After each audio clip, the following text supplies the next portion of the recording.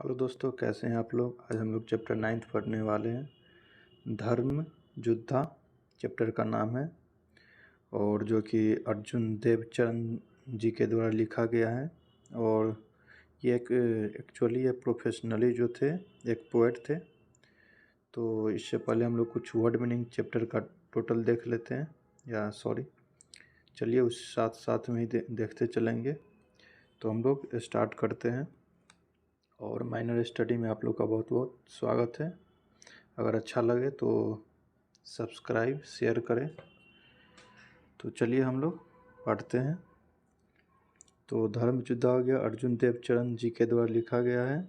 और अर्जुन देवचरण जो कि एक टीचर थे प्रोफेशनली, जैसे कोई एक प्रोफेशनली जॉब करते हैं तो उसी तरह से ये एक टीचर थे। और कभी कभी यानी बेसिकली ये पोएट थे, कवि थे। पोएट यानी कवि हो गया। और his plays appear like an extension of his poetry. और यहाँ पे पहले वर्ड मीनिंग जैसे एक्सटेंशन हो गया, तो एक्सटेंशन यानी विस्तार हो गया, यानी जो कि वो अपने यानी जो भी पोएट्री वगैरह लिखते थे उसको एकदम प्ले यानी एकदम प्लेज करके appear like an extension of his poetry यानी पूरा एक ड्रामा की तरह दिखाते थे। His plays appear like an extension of यानी पूरे जो पोएट्री हो गया उसी पोएट्री में एकदम विस्तार तरह से पूरा जो जैसे रामायण हो गया उस तरह से उसी प्रकार से उसका पूरा पोएट्री यानी कविता में ही पूरा अपना उल्लेख कर देते थे। इस तरह से लिखते थे वो।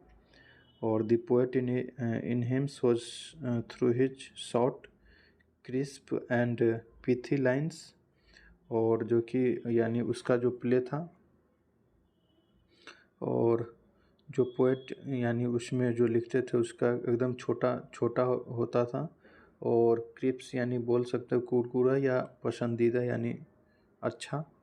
एंड पिथी यानी हो गया अर्थपूर्वक, यानी उसका कुछ समाज के में कुछ उसका अर्थ निकलता हो या उससे रिलेटेड हो उस तरह का इसका लिखते थे ये पोएट। और song of the chorus in his play यानी उसका एक सॉन्ग था यानी गाने वाला।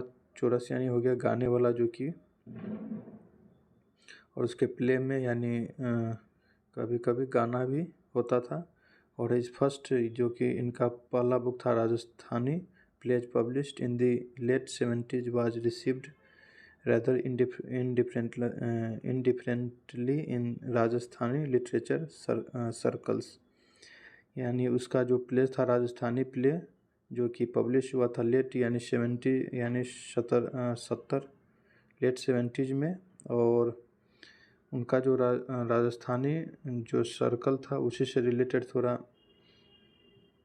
समाज से रिलेटेड कुछ अच्छा वो उनका जो कविता था वो होता था। और till that time drama in Rajasthani had meant either same stray one act play, और जो कि उनका ड्रामा का मतलब होता था जो कि एक सोशल जो कि कुछ कमियां उस पर। और उसी तरह के जैसे हो गया विडो रीमैरेज यानी जो कि जो विधवा हो चुकी है औरत उनको दोबारा से शादी कराना, उस तरह से रिलेटेड जैसे डॉरी हो गया दहेज प्रथा के ऊपर इस टाइप का उनका जो पोएट और ड्रामा होता था वो लिखते थे। और the full play based on historical and mythological themes यानी उसका जो प्ले होता था वो ऐतिहासिक और माइथोलॉजिकल यानी कुछ माइथो यानी हो गया भगवान या इससे रिलेटेड, माइथोलॉजिकल यानी कुछ चीज़ पे विश्वास करते हैं नेचुरल थिंग पे।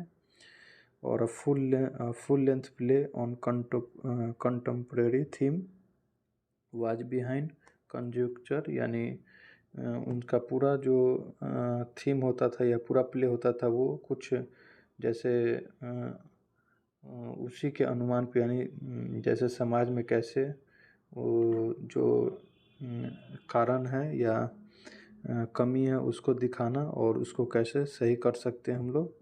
तो वो था कंजक्चर यानी यहाँ हो जाएगा जो कि अनुमान बोल सकते हैं अनुमान। और however Arjun arrive on the scene is significant not only in the terms of dramatic literature but also modern theatre, यानी उसका जो रास्ता था या उनका जो आगे बढ़ने का सलीका था वो बोल सकते हैं न केवल यानी लिटरेचर पोएट में ही नहीं था, उनका जो कि थिएटर यानी मूवी वूवी इस तरह का भी उनका उसमें भी दिलचस्प और वो उसमें भी काम करते थे, योगदान था उनका। और अर्जुन देव प्ले इंक्लूड यानी उनका जो प्ले है यानी फेमस सब है 2 नाटक, आज रा गवारी एंड शंकरियो, बोलमहरी, मचाली कितोकक पानी, धर्मयुद्ध एंड मुगाटी गथा। ये सब उनका मेन जो पॉपुलर या फेमस बोल सकते ये सब था। और इसी में एक है धर्मयुद्ध जो कि उसके बारे में हम लोग आज पढ़ने वाले हैं, जो एक ड्रामा तरह की बोल सकते हैं, जो कि एक ये है ड्रामा हो गया जो कि एक माँ पिता और बच्ची है उनके बारे में है, जो कैसे वो उन माता पिता जो कि वो अपनी बच्ची को पढ़ा लिखा दी है, तो वो आती है और उसे थोड़ा अजीब महसूस वही उसके बारे में पूछती है अपने माता पिता से, कुछ बात करते समाज के बारे में, और वो क्या महसूस और फील करती है उसके बारे में कुछ वो जानना चाहते हैं। तो आगे हम लोग पढ़ेंगे, ये था मैंने शॉर्ट में बता दिया दोस्तों। और धर्मयुद्ध जो कि एक स्टोरी है पद्मा, जो कि एक छोटी बच्ची है, यंग गर्ल, एजुकेटेड यानी पढ़ी लिखी है, थ्रू स्क्रप्चर लाइक रामायण महाभारत की तरह ही ये दिखाया गया नीचे। सी फील्स एग्रीव्ड एंड एजिटेटेड, यानी एग्रीव्ड यानी हो गया जो कि वह महसूस करती है, पीड़ित महसूस करती है, और थोड़ा उत्तेजित यानी कुछ अगर कुछ बाहर से पढ़ के आती है कुछ तो थोड़ा अंदर से उत्तेजित कुछ रहता है कि क्यों ये ऐसा हो रहा है, कुछ गलत देखते या कुछ थॉट आ जाता है उस बचपन में, तो वही उसी के बारे में है। By the uncharitably orthodox attitude of the society towards women, यानी जो लड़की है उसका कहना है कि जो कि ऑर्थोडॉक्स यानी हो गया यहाँ पे रूढ़िवादी बोल सकते हैं, और अनचैरिटेबली यानी हो जाएगा यहाँ अनैतिक रूप से, तो यानी वह महसूस करती है जो कि यहाँ का समाज हो गया हमारा सोसाइटी वो थोड़ा रूढ़िवाद है, थोड़ा अजीब तरह की व्यवहार करता है औरतों के या लड़कियों के साथ। सी रिपीटेडली क्वेश्चन हर पेरेंट्स, यानी वो अपने माता पिता से लगातार सवाल करती रहती है, और जो कि हर टीचर जो कि उनका जो शिक्षक है, about the rights and the identity of a women. Teacher question यानी वो अपने माता पिता और शिक्षक से भी अपने यानी राइट हो गया उसका क्या अधिकार है, और उसका आइडेंटिटी यानी उसका क्या इस समाज में योगदान या चरित्र है उसके बारे में कुछ उसी से रिलेटेड बात करती रहती है। और and ask them whether her identity is subject to her marriage, यानी वो पूछती है कि क्या मेरी चरित्र यानी जो आइडेंटिटी है वह मेरी यानी शादी से रिलेटेड या शादी सब्जेक्ट टू यानी शादी करके ही मेरी कोई पहचान बनेगी, यही इससे रिलेटेड है। यही ये सवाल बार बार दोहराती रहती है जहाँ भी जाती है। तो ये था इसके बारे में थोड़ा हम लोग पढ़े धर्मयुद्ध यानी अर्जुन देव के बारे में, और जो कि शॉर्ट में हम लोग समझे कि जो कि ये स्टोरी में क्या बताना चाह रहा है ये ड्रामा में। तो अब चलिए हम लोग स्टार्ट करते हैं फुल एनर्जी के साथ। तो धर्मयुद्ध हो गया, और यहाँ पे इस कैरेक्टर में जो कि एक उनकी माँ होगी, एक लड़की हो गया और जिसका नाम है पद्मा, और उसकी माँ और उसके पापा होंगे।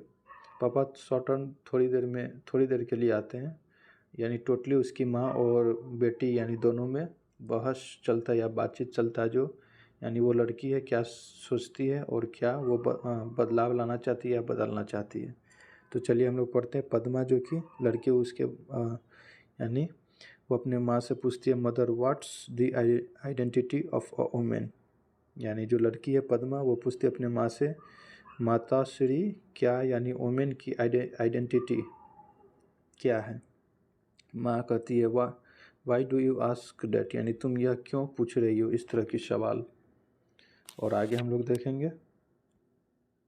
तो फिर बातचीत चलती है। तो फिर पद्मा बोलती है how am I different from others, यानी पद्मा फिर उसकी बेटी पूछती है कि यानी कैसे मैं दूसरों से अलग हूँ। तो माँ फिर बोलती है यू आर माई डॉटर, यानी तुम मेरी बच्ची हो और बेटी हो। आवर ओनली चाइल्ड, यानी तुम अकेली मेरी बच्ची। एंड योर फादर्स डार्लिंग, यहाँ डार्लिंग यानी प्रिय हो जाएगा, तो यानी तुम अपने पिता की लाडली हो। पद्मा फिर बोलती है Padma fathers care more for money than for me, यानी क्या पिता care more for money than for me, यानी क्या पिता पहले ज़्यादा पैसा को यानी देखभाल करती है फिर उसके बाद मुझे।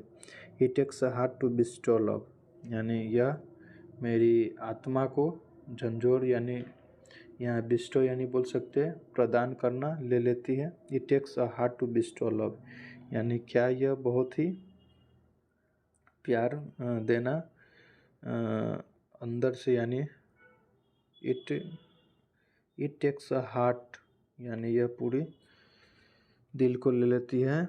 टू यानी प्यार को प्रदान करना देना।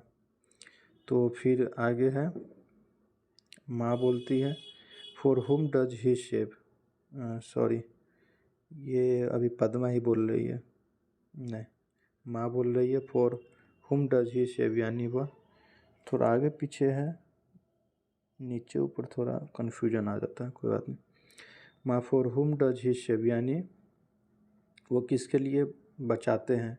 ही डज ऑल, माँ बोल रही है कि फॉर हुम डज ही शेव, यानी वो किसके लिए इतना शेव कर रहे हैं। He does all this only for your shake, तो यहाँ शेक यानी बोल सकते हैं खातिर, यानी किसी के लिए, यानी सभी यह तुम्हारे लिए ही कर रहे हैं।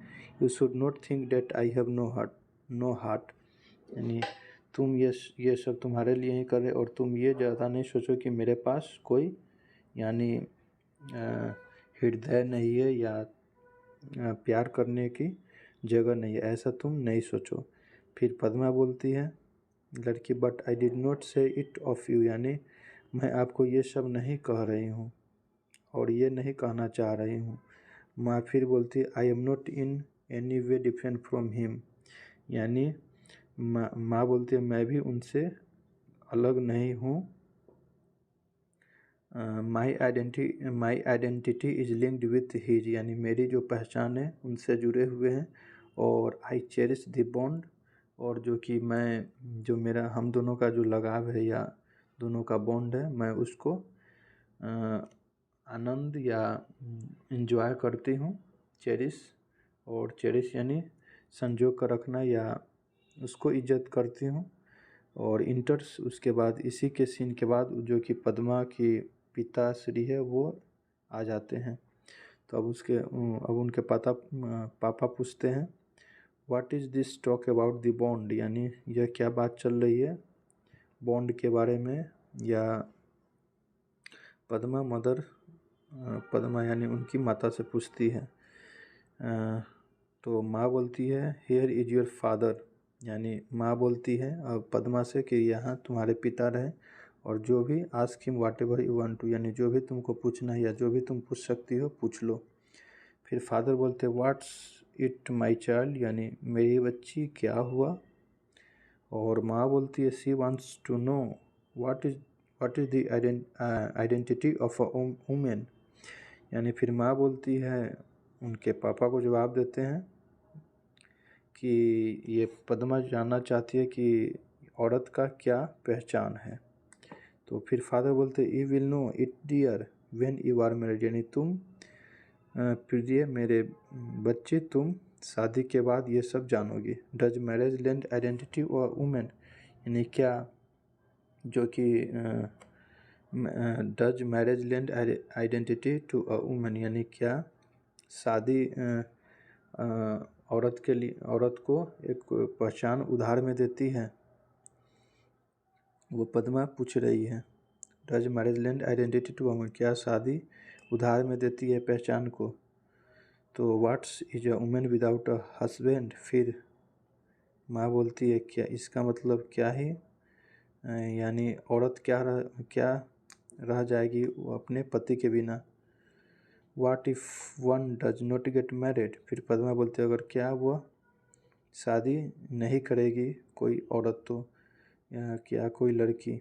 Why do you always ask such senseless question, उसकी माँ फिर बोलती है तुम हमेशा इस तरह की यानी सेंसलेस जवाब क्यों पूछती रहती हो और क्यों आंसर जानना चाहती रहती हो, इस तरह की तुम क्यों हरकतें या जवाब मांगना पूछती रहती हो। वाट फिर उसकी ये हो गया सच सेंसलेस। फिर पद्मा बोलती है what about a woman whose husband is dead, यानी फिर उसकी बेटी पूछती है क्या अगर कोई औरत उसकी पति वाट अबाउट यानी क्या होगा अगर उसके पति अगर कोई औरत के पति मर गए तो। Life is all help for her, यानी जो कि उनका जो फिर माँ जवाब देती है उनका जो जीवन में पूरा नर्क बन जाता है। पद्मा दैट्स इनजस्टिस, फिर उसकी बेटी बोलती है यह तो इनजस्टिस है। और फिर माँ बोलती है you need not talk of justice and injustice here, यानी तुम यहाँ जस्टिस और इनजस्टिस के बारे में बात नहीं कर सकती। क्यों, पद्मा बोलती है क्यों। उसके बाद आगे हो गया माँ फिर बोलती है पद्मा बोलती है क्यों नहीं, और उसकी माँ फिर जवाब देती है over here women don't have right to ask question, यहाँ पे औरत को कोई भी सवाल करने का हक नहीं है। फिर what's right do they have then, इसका मतलब इसके बाद उसका क्या हक रह जाता है, उसकी पहचान क्या है। Rights are for equal dear, father बोलते हैं जो कि सबका हक एक समान होता है। Wise home considered a place for bargaining, यानी उसकी फिर बेटी बोलती है जो कि एक घर को क्यों बार्गेनिंग की तरह देखा जाता है, यानी लेन देन की तरह क्यों रखा गया है। One should not live in such a place, अगर कोई यहाँ नहीं रहना चाहती है तो। फिर उसके पिता बोलते हैं you will get this same reply to this question whenever you go, यानी तुम यही इस क्वेश्चन का यही जवाब पाओगे जहाँ भी तुम जाओगी, कहीं भी अगर चली जाओ यही तुमको जवाब मिलेगा। फिर पद्मा बोलते हैं but the identity of a women is the identity of the human race, यानी इसका मतलब जो कि औरत का जो पहचान है बट दी लेकिन यानी वुमेन का जो पहचान है वो एक मानव जाति के लिए है। A society sense women, sense यानी हो जाएगा यानी बिना, तो यहाँ पे अ सोसाइटी सेंस वुमेन यानी एक समाज बिना औरत के हो ही नहीं सकता, और कल्पना हम नहीं कर सकते हैं एक सोसाइटी को बिना औरत के, हम कल्पना नहीं कर सकते हैं। फिर फादर बोलते हैं father dates why they say that marriage lend this identity, इसीलिए हम लोग डेट्स वाई इसीलिए कहा जाता है जो कि मैरिज लेंड्स दिस यानी शादी ये पहचान उधार में देती है। फिर पद्मा बोलते so if a girl does not get married she has no identity, यानी अगर कोई लड़की अगर नहीं शादी करना चाहिए तो उसकी कोई भी पहचान नहीं है। Why is it that an unmarried man is venerated and called a saint, यानी इसका मतलब जो आदमी हो गया वो शादी नहीं करता है तो उसको क्यों संत बोला जाता है,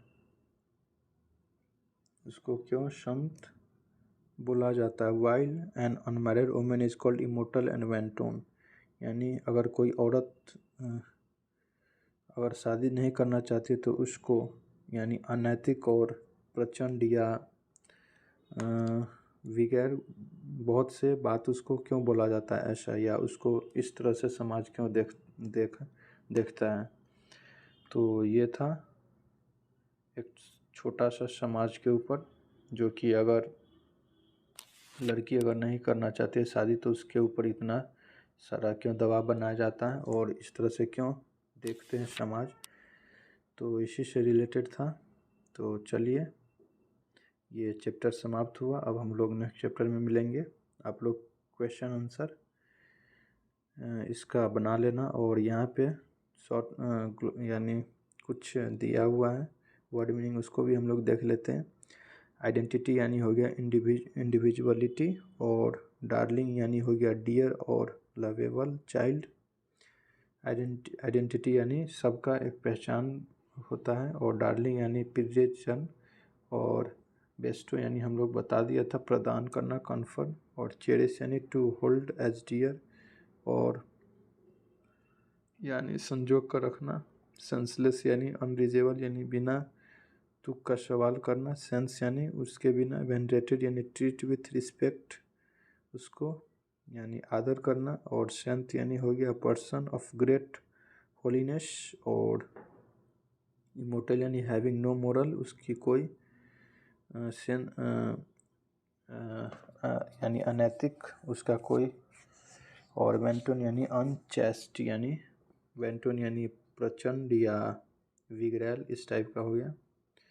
तो अब हम लोग नेक्स्ट चैप्टर में मिलेंगे। अगर आपको पसंद आया हो तो हमारे चैनल को लाइक, सब्सक्राइब, शेयर करें ज़्यादा से ज़्यादा।